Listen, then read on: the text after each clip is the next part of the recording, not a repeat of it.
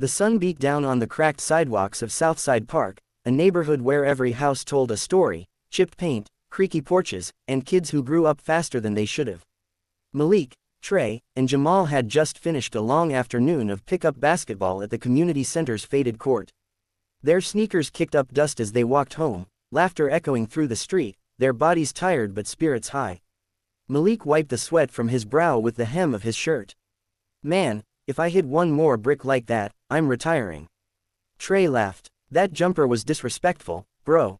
You nearly broke the backboard." "Y'all hatin'," Malik said, smirking.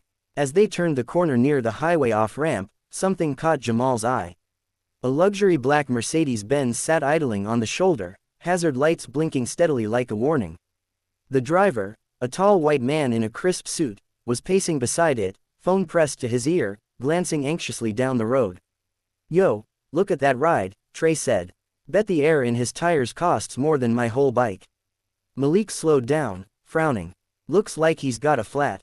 Sure enough, the rear left tire sagged to the ground. The man hung up his phone, scowling, clearly frustrated. "Let's help him," Malik said. "Why?" Trey asked. "Dude's probably got a driver on standby." "Because it's the right thing to do," Malik replied.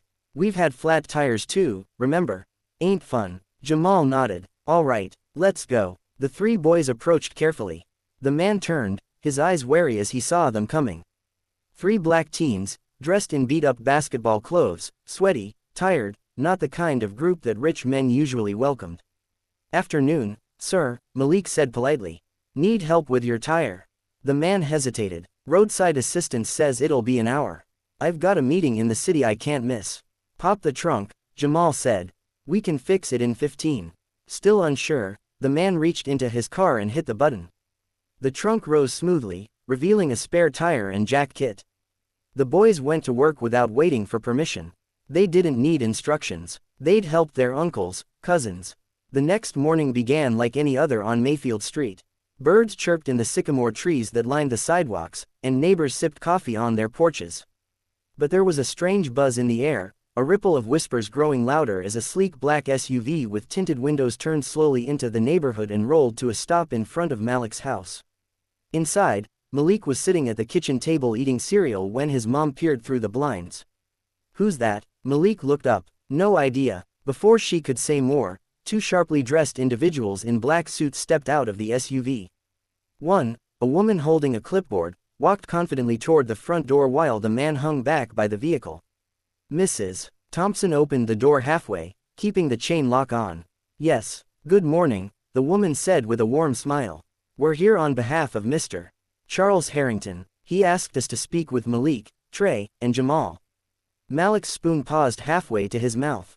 Moments later, the same SUV stopped again, this time in front of Trey's house just 2 doors down, and then again in front of Jamal's. Within minutes, the three boys stood together on Malik's porch, confused and curious. Then, the back door of the SUV opened. Out stepped Charles Harrington, dressed more casually this time in jeans and a linen shirt. The boys blinked in surprise, instantly recognizing him. He walked up the porch steps and offered a warm smile. "Good to see you again, gentlemen," he said. Hey," Malik said, glancing at his friends. "What's going on? I told you I wouldn't." "Forget what you did," Harrington replied. "Yesterday, you helped a complete stranger without asking for a thing. You had every reason not to trust me, or to walk away, but you didn't. That meant more than I can explain."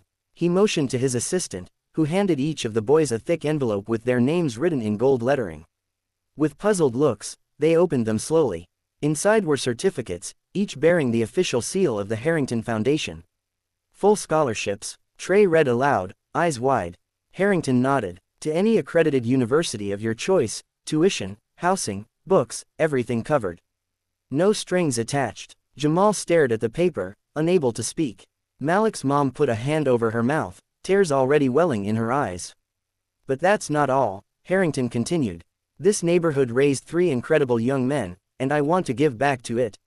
I've been in touch with your principal and the mayor.